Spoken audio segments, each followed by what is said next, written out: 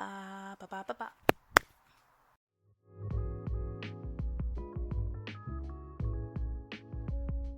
Have you ever been told that tarot is a scam? Me too! I've also been told that it's the devil's work, that I can't be reading tarot properly because I'm not a Wiccan. Yikes. And even that I am cold reading my clients when I am working with them, which is literally impossible because I ask for way too much information for that, but I digress. Hello friends, I'm Charlemagne, and I am a tarot reader here on the internet. It is lovely to have you here. I also hate misinformation, if you couldn't tell. I especially hate misinformation when it comes to things that I am very passionate about. So in this video, I would like to address and debunk some of the common myths of tarot, specifically the ones that I have heard in my time as a tarot reader, and essentially just explain why they are wrong. Let's start with the one that I mentioned at the very beginning here, which is that tarot is unchristian, devil worship, or witchcraft. I mean, this one is half right for a lot of people. Tarot reading and other forms of divination can be used in people's witchcraft practices, but it doesn't have to be. A lot of tarot imagery is based in Christian and Jewish imagery, albeit somewhat bastardized in its interpretation, though I guess that's just what happens when you fetishize ancient practices instead of just asking the direct sources of modern day practitioners. And that's because in the UK, and in many of the colonies that the British Empire would go on to create, Christian imagery is just part of the cultural zeitgeist. It's part of the culture, not just a part of a religion that people practice. And you would think that being Jewish or Christian would go against the fundamental beliefs of an esoteric order like the Golden Dawn, the people that popularized the use of the modern style of tarot card. But this is actually very far from the reality of it. Much of occult and esoteric practice doesn't discredit the beliefs of other religions, but rather seeks to find truth in them, using the information provided by those belief systems. When you're using tarot cards, you can apply them and adapt them to the belief system of the user. You can work with energies from basically anything in your religion. I've known Christians that use their tarot cards to have more direct conversations with God and his angels, just as often as I've known witches that use their tarot cards to connect to other spiritual entities, like spirit guides and ancestors and demons and all sorts of stuff. The idea that tarot reading is considered unchristian comes from the Christian belief of magic being inherently evil. Hello everyone, Editing Charlemagne here. I thought it would be important to show you why Christians think this, and usually people will evidence this belief by quoting either Leviticus 19:31 or Revelations 21:8 that are on screen now. They specifically mention mediums, spiritists, or people that summon and command spirits, and people that practice the magical arts, which would have been any kind of sorcery that people were practicing at the time. And this implies that tarot is inherently magic, or rather, tarot is divination, and divination is magic, and therefore evil because magic is evil. It's not, but that's the idea. Tarot and other styles of divination can be used for magical practices and magical purposes, but they are not directly magical in any sense. Tarot cards are cards with just drawings on them, and they can be used both to your benefit and your detriment, depending on how you use them. It should be fair to note here that the divinatory purpose of tarot cards is a fairly recent development. Tarot has only really been a divinatory medium for maybe 300 years, and that's mostly because of Jean-Baptiste Eliot's Et Eliade and his publications from the late 1700s. Anything pre-1790 is pretty much just either a playing card or a glorified flashcard. They can be used not only for spiritual and divinatory purposes, but also just for self-development. Just cards with drawings on them, nothing more. Okay, moving on to number 2, you need to be psychic to read tarot cards. I dislike this one because it fundamentally misses the purpose of divinatory practices. Being psychic, by definition, is the ability to gain information from different planes of existence and bringing them into this one. Usually to share with others or to help yourself in some way. Usually this comes in the form of having some kind of extrasensory ability, like clairvoyance, the ability to see spirits, clairaudience, the ability to hear spirits, or clairsentience, the ability to feel and know spirits, that you realistically shouldn't have access to in the physical world. And the implication of this idea for this section is that you need to have some sort of ability like this in order to be able to read tarot cards accurately. But if you can already get the information from spirit, then why would you need the cards in the first place? The point of tarot cards are to be used as a tool to access information and to make that information more legible for anybody that wishes to have access to it. meaning that you don't have to have any kind of secondary skills to be able to do it. All you need is a knowledge of what the cards mean, or access to knowledge of what the cards mean, and the will to decipher what the message is.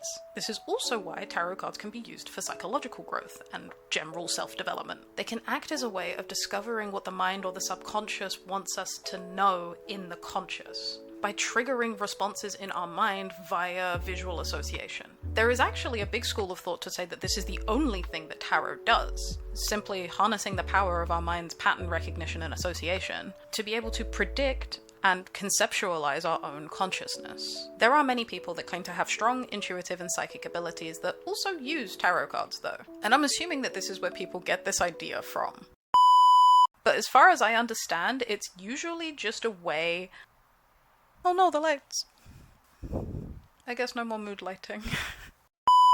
But as far as I'm aware, this is usually just a way to channel the information that's received into a more digestible format. Trust me when I say it is kind of hard to explain some of the weird shit that you see when you are channeling messages from another plane of existence. So no, you don't have to be psychic to read tarot cards, but tarot can help intuitively inclined people discern information, so everybody wins.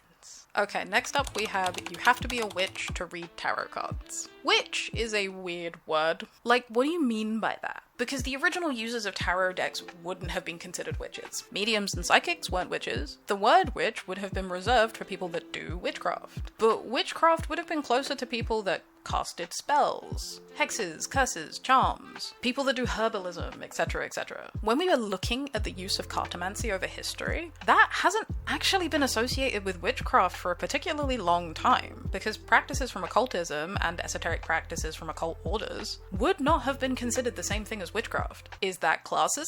Yeah, probably. But like, if French aristocrats in the 1800s were able to just sit around using their Lenormand decks in their lounge rooms without being accused of witchcraft, I'm not gonna say that it's a prerequisite. Many witches use tarot in their craft today. That is most certainly true. But the only reason that this has happened is because of a conflation of witchcraft, the Wicca religion, and literally every other occult thing to have ever existed ever. At least the things that haven't been absorbed into Christianity. As I said in the first section, using tarot doesn't actually go against the fundamental principles of most religions, if used within the belief structure. And many people use tarot outside of having any spiritual practices, witchcraft, organized religion, or otherwise. Learning and using tarot isn't actually a close practice, as much as people want to argue this. There just isn't enough evidence to suggest that modern tarot reading is a close practice, especially anything made after the Tarot de Marseille. I digress again. And that includes learning and using the cards without having other practices attached to them. Again, as I mentioned in the previous section, it is regularly argued that tarot is a wonderful tool for psychological reflection and for personal development, and therefore can be used in a completely non-spiritual context. They are, in fact, just cards with illustrations printed on them. Personal favorite coming up now, tarot reading is a scam, a con, or a cold reading. I'm going to try and be more level about this one, but it genuinely hurts my feelings when people say this. To begin, yes, some people do use tarot for cold reading and scamming. For those unaware, cold reading is a technique that people use to appear psychic, or at least knowledgeable during a psychic or divination reading. This is usually done by picking up on somebody's characteristics or body language and making generalized statements in order for the client to think that the reader is in their head. But the art of tarot reading in of itself isn't cold reading, specifically because it's not only used for fortune telling. Tarot is a very adaptable medium and can be used for many purposes. Jesus. Don't mind me, just my bones snapping back into position. Tarot is a very adaptable medium and can be used for many purposes. For personal use, for helping others going through difficult times in their lives, for spiritual and psychological development, predicting the future, processing the past, communing with spirits and angels and demons and gods, you get the idea. When it comes to personal practice, people aren't scamming themselves. They are literally just using the cards to gain insight. They are genuinely seeing a result from having the space to ask questions and to work through their feelings and experiences. In the commercial sense, most tarot readers aren't trying to take your money. Not without giving you a good service first. And very often they're only trying to get some answers for you, or clarity on something that's been bothering you. I am certainly not trying to scam people when I am reading for them.